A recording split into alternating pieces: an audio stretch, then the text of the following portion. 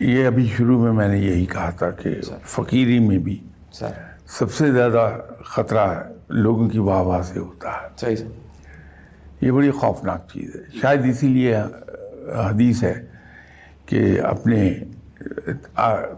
جو شخص آپ کے منہ پر آپ کی تعریف کر رہا ہے اس کا منہ خاک سے بھر دو. وہ اسی لیے ہے. تو ہمیں یہ جو ہمارے سامنے تعریف ہو رہی ہوتی ہے اس کو ذہنی طور پہ برش اسائڈ کر دینا چاہیے کہ میں تو جانتا ہوں کہ میں کیا ہوں.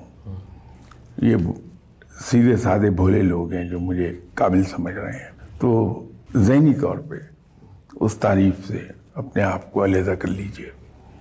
یہی ایک طریقہ ہے ایک فالس قسم کے پرائیڈ میں پڑ جانے سے.